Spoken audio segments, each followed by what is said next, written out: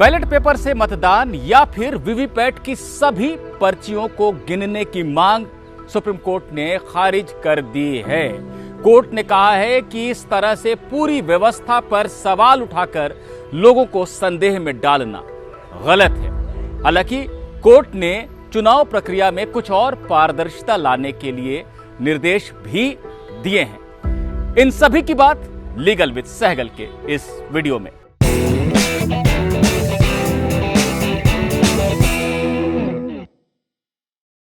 Supreme court में दाखिल याचिकाओं में मांगा क्या गया था और सुप्रीम कोर्ट ने उस पर क्या कहा है, इसकी बात करने से पहले हम समझ लेते हैं कि इस समय चुनाव प्रक्रिया होती कैसे है, मतदान के दौरान और गणना के समय किस तरह से प्रक्रिया को किया जाता है, इसे हम समझ लेते हैं। सबसे पहले हम ये जान लेते हैं कि जब आप मतदान के लिए जाते हैं पोलिंग बूथ में, तो वहां क्या होता है। जो ईवीएम सिस्टम जिसको कहा जाता है, उसमें क्या उसके हिस्से होते हैं। इसके 3 हिस्से होते हैं, 3 यूनिट होती है। एक होती है कंट्रोल यूनिट, जिससे बटन मशीन को, जो कि दूसरी यूनिट है जिसका बटन, जिसमें जाकर आप बटन दबाते हैं और अपना मतदान करते हैं, उसको कमांड दिया जाता है कि एक वोटर आया है वोट देने के लिए और मशीन चालू हो जाती है आपके मतदान के लिए। उसको कमांड दिया जाता है कंट्रोल यूनिट से। तो ये 2 यूनिट हो गई, कंट्रोल यूनिट और बटन यूनिट। तीसरी यूनिट होती है वीवीपैट यूनिट, जिसमें कि पर्ची छपकर आ जाती है, जिसको एक कांच के परे आप देखते हैं कि आपने जिसे वोट दिया था, जिस पार्टी को, जिस सिंबल को, जिस चुनाव चिन्ह को, वोट उसी को गया है या नहीं। 7 सेकंड तक आप उस पर्ची को देख सकते हैं, उसके बाद वो कटकर नीचे गिर जाती है। तो ये 3 यूनिट होती है मतदान में। और इस समय जो व्यवस्था है उसके तहत जब ये मशीनें कमीशन होती हैं, यानी जब इनको मतदान के लिए असाइन किया जाता है, दे दिया जाता है, उससे पहले मॉक ड्रिल होती है, मॉक चुनाव होता है। और जो उम्मीदवार होते हैं या उम्मीदवार के जो प्रतिनिधि होते हैं, उनको दिखाया जाता है कि मशीनें ठीक काम कर रही हैं, उनकी तसल्ली करवाई जाती है।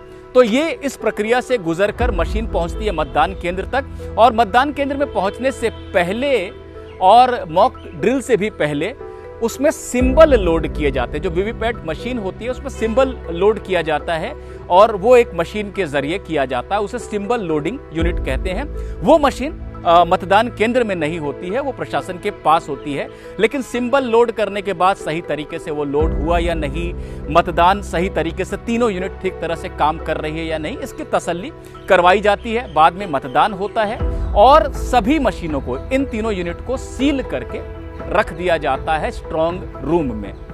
अब जब मतगणना होती है तो इस समय जो सुप्रीम कोर्ट के 2019 में दिए फैसले के चलते होता है कि वीवीपैट और ईवीएम सभी का मिलान नहीं किया जाता, वो संभव नहीं है। लेकिन 5 रैंडम मशीनों को चुना जाता है। रैंडम का मतलब ये हुआ कि कोई भी 5, कोई छांटा नहीं जाता है, किसी भी 5 को चुना जाता है हर विधानसभा क्षेत्र से। यानी एक लोकसभा क्षेत्र में मान लीजिए 7 विधानसभाएं हैं, तो सबसे 5-5 मशीनों को लिया जाता है और उनका मिलान कर लिया जाता है कि क्या जो ईवीएम में जो मतदान हुआ था और जो वीवीपैट में जो पर्ची निकली है वो सही है या नहीं।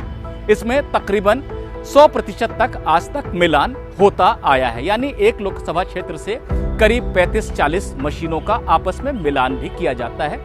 ये व्यवस्था इस समय है।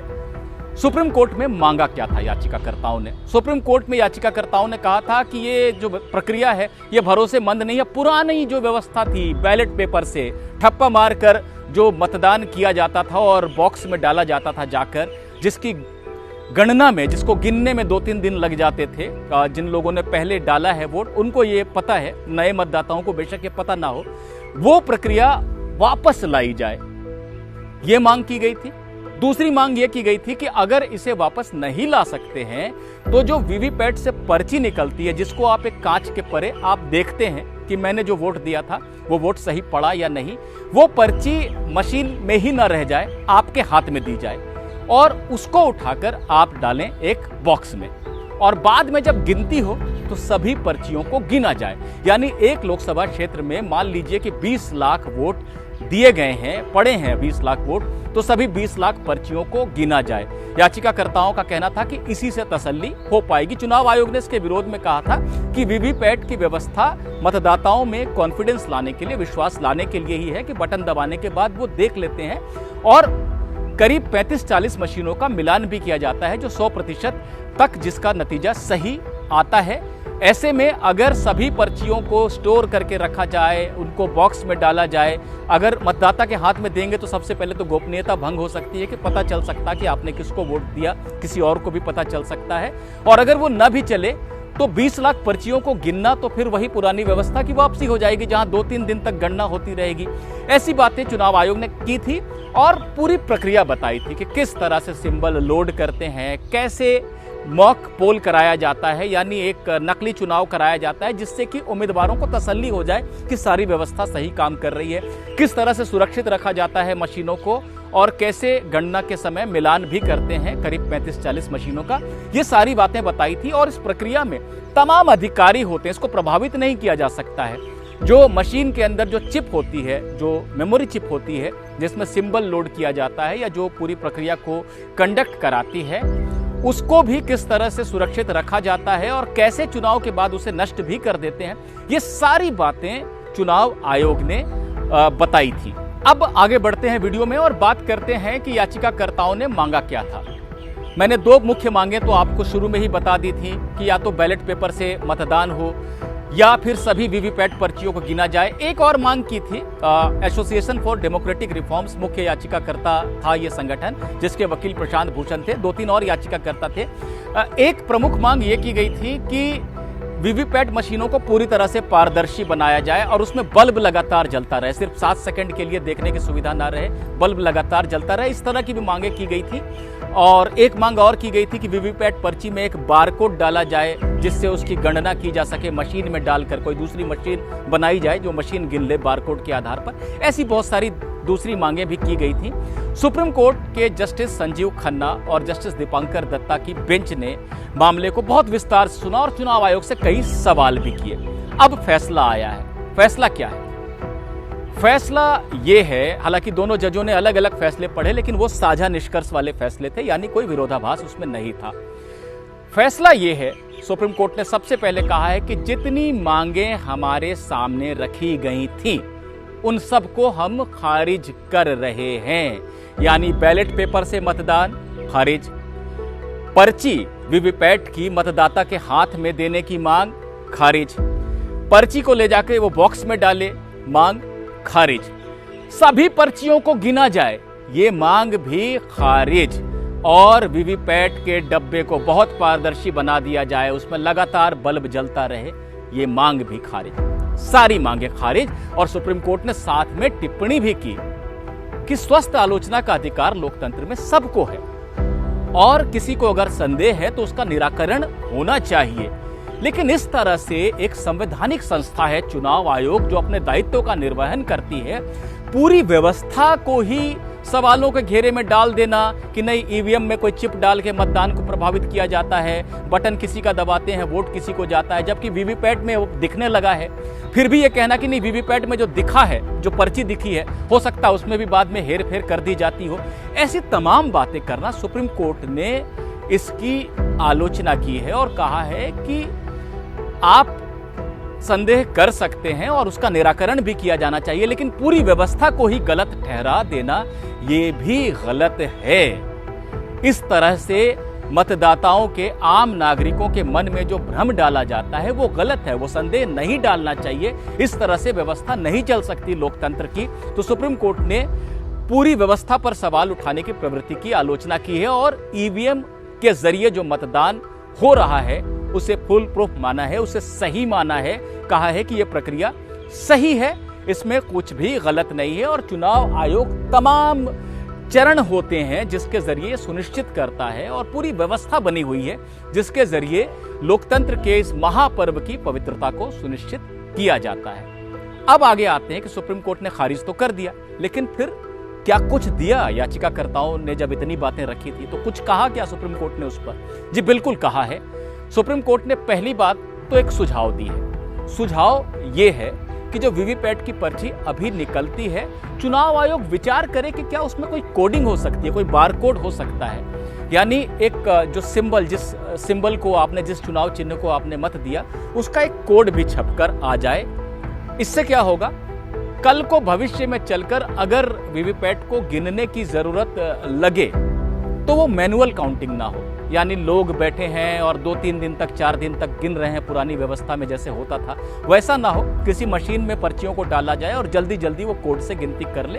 तो क्या ये संभव है कोड डालना? इस पर चुनाव आयोग को विचार करना, ये आदेश नहीं है। निर्देश क्या है सुप्रीम कोर्ट का? निर्देश 2 हैं। मैंने आपको बताया था कि ये जो मशीनें, जो ईवीएम की जो 3 यूनिट होती हैं, इसमें जो सिंबल लोड किया जाता है, एक सिंबल लोडिंग यूनिट होती है जो अलग से होती है, जो मतदान प्रक्रिया का हिस्सा नहीं होती है, लेकिन उसके जरिए सिंबल डाले जाते हैं। उसको सुरक्षित नहीं रखा जाता है 45 दिन तक। ये तीनों यूनिट जिसके जरिए आपने मतदान किया है उसको तो सुरक्षित रखते हैं, ताकि कोई, मान लीजिए किसी ने चुनौती दी, कोई याचिका दाखिल हो गई, तो इसकी जांच हो सके, इसके लिए इन्हें सुरक्षित रखा जाता है। लेकिन सिंबल लोडिंग यूनिट को अभी तक सुरक्षित नहीं रखा जा रहा था। सुप्रीम कोर्ट ने कहा है कि इसको भी 45 दिन तक सुरक्षित रखें। और एक अहम बात सुप्रीम कोर्ट ने यह कही है कि जब मतगणना हो जाती है, जब रिजल्ट आ जाता है, उसके बाद 7 दिनों के भीतर दूसरे या तीसरे नंबर का प्रत्याशी, यानी जो हार गए हैं लेकिन सेकंड या थर्ड पोजीशन में रहे हैं, वो दोबारा जांच की मांग कर सकते हैं। ऐसा नहीं कि किसी क्षेत्र में 15 लोग खड़े हो गए हैं और किसी को पूरी लोकसभा में 100 वोट मिले हैं, वो भी आके कहे कि मुझे दोबारा जांच चाहिए, उसको यह अधिकार नहीं दिया है। लेकिन जो लोग दूसरे या तीसरे नंबर पर रहे, उनको अधिकार दिया है कि वो मांग कर सकते हैं दोबारा जांच की। इसमें कैसे किया जाएगा? जो एक बर्न्ड मेमोरी होती है, इस सिस्टम में एक मेमोरी होती है जिसमें सुरक्षित रहते हैं आंकड़े। 5 कोई भी रैंडम मेमोरी को उठाया जाएगा और उनकी जांच इंजीनियर की एक टीम करेगी। इस जांच का खर्चा उसे उठाना पड़ेगा जिसने मांग की है दोबारा जांच की। हाँ, अगर गलती पाई गई, ये आशंका सही साबित हुई कि ईवीएम में कोई टेम्परिंग हुई थी, पूरे सिस्टम में उसमें कुछ गलती की गई थी, गड़बड़ी की गई थी, अगर ये आशंका सही साबित होती है तो खर्चा लौटा दिया जाएगा उस उम्मीदवार को और दोबारा मतदान होगा। लेकिन जो अगर आशंका गलत पाई जाती है तो जो खर्च उम्मीदवार ने किया है इस दोबारा जांच का, वो खर्च जब्त हो जाएगा, वो चुनाव आयोग के पास रहेगा। तो एक जो सबसे बड़ी जो राहत दी है या पारदर्शिता लाने के लिए सुप्रीम कोर्ट ने जो कदम उठाया है, वो यही कहा है कि दूसरे और तीसरे नंबर का जो प्रत्याशी है वो 7 दिनों के भीतर दोबारा जांच की मांग कर सकता है और इंजीनियर की टीम मेमोरी की जांच करेगी कि कोई उसमें मिलावट, कोई गड़बड़ी, ऐसा तो कुछ नहीं किया गया था। तो सारी बातों का निष्कर्ष यह है कि सुप्रीम कोर्ट ने कहा है कि लोकतंत्र के इस महापर्व की जो प्रक्रिया है, उसको, पूरी प्रक्रिया को संदेह में डाल देना गलत है। चुनाव आयोग एक संवैधानिक संस्था है, वो अपने दायित्व को निभाती है और उसे पूरी तरह से कटघरे में खड़ा करना गलत है। ईवीएम के जरिए मतदान की जो इस समय प्रक्रिया है वो सही है, बहुत चरणों से गुजरती है और उसमें हेर फेर की गुंजाइश नहीं है। इसलिए बैलेट पेपर से चुनाव या वीवीपैट की सभी पर्चियों को गिनने की मांग, ऐसी सभी मांगों को हम खारिज कर रहे हैं। लेकिन सुप्रीम कोर्ट ने यह जरूर कहा है कि हारे हुए जो उम्मीदवार हैं दूसरे और तीसरे नंबर के, अगर उनको लगता है तो दोबारा जांच की मांग कर सकते हैं और चुनाव आयोग उस जांच को करेगा। ये मांग 7 दिनों के भीतर करनी होगी। चुनाव के मतदान के बाद नहीं, माफ कीजिएगा, मतगणना जब हो जाती है और जब रिजल्ट आ जाता है उसके 7 दिनों के भीतर ही ये मांग करनी होगी और चुनाव आयोग उस मांग के आधार पर दोबारा जांच करवाएगा।